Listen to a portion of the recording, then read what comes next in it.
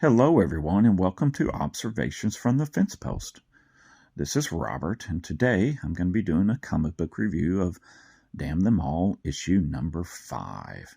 Now, hopefully you've watched my previous videos on issues number 1, 2, 3, and 4. And if not, I'll give a little recap here. Damn Them All is a series about the occult, and particularly about demons. And in this series, demons are being summoned to our world with ease through the use of coins that are being distributed to people throughout the world. And a particular demonologist, Ellie Hawthorne, thinks that this is a bad idea and wants to try to intervene in this bad plan. Okay, so we need to also kind of look at some things that happened in issue 4, particularly for those of you that are kind of caught up with this series. So in issue number 4, Ellie and some folks on her side meet Theo Bolster. That is the person on this cover. And he has kind of been running this plan where he believes that if he can summon all these demons and use their powers, that he can actually change the world for their better. Now, that's his view of what he can do with these demons' powers. And Ellie and her team think that that's kind of a bad idea. So in issue number 4, Ellie and her team kind of have a showdown with Theo Bolster and his side. And hopefully you have read issue 4 if you're watching this video. Ellie kind of interrupts his plans. That was the main part of issue number 4. Also, in issue number 4, she has this employer, Frankie Wax, that she works for on and off, and she kind of made him mad in issue number 4, and she has to resolve that in issue number 5 here. So issue number 5 is mostly about Ellie and her group trying to find coins and demons so that she can send them back to their realm where they can live their demon world and their version of their peace and happiness and not interfere with our world. That is kind of her goal and the main crux of issue number 5.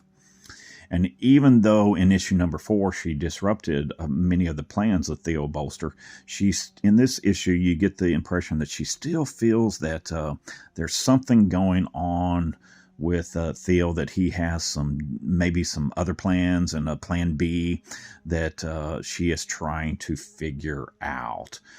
She also does make peace with Frankie Wax, that employer I mentioned earlier, and that's one of my favorite scenes in this particular issue. It's a very entertaining way that she comes to an agreement with him, and very appropriate given the context of the whole story too. So that's kind of the basis of issue number 5. There's some old familiar friends in this issue. Of course, the police officer Dora LaFawn that has befriended Ellie is in this issue, but frankly, she wasn't given a whole lot to do. She is in the issue, but again, I don't think she really had a whole lot to do. Carlin returns as Ellie needs his help with some things, and he returns. And we have many demons in this issue. We have Samagina, we have Vinay, we have the demon returning known as Glasla Labilis, and Gusion, who is returning, and Pruflas, who is returning. And those demons all play a role in this issue. I understand that this is a 6-issue miniseries, so we are nearing the end of this issue. I imagine she is going to figure out what Theo is up to, probably intervene, and hopefully get the demons back to their realm. I have a feeling where that's going, but we have to read issue 6 to see. I don't know if it's going to be a self-contained series or if it's going to end on some sort of way that a second series could come along. We'll have to wait and see. So let's take a look inside, okay? This is one of her first journeys to help a demon get back to its realm. This is an adventure she has to go on to help that demon do that. Okay. Now, this is when she gets some help from her friend Carlin.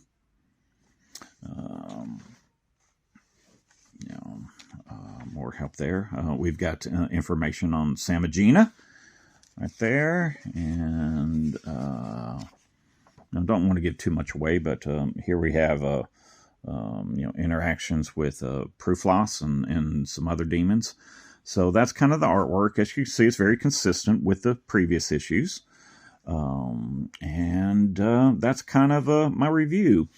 I don't think I've mentioned it before, but this series certainly is not meant for children. It's definitely meant for adults. It does have, as you can see, a suggested for mature readers suggestion, and I do believe that is a good suggestion. This particular issue has some nudity, has some sex, and this is probably not meant for just little kids wandering to a comic book shop to pick up. It also deals, of course, in the occult and demons, and so you have that to contend with. But it has been interesting.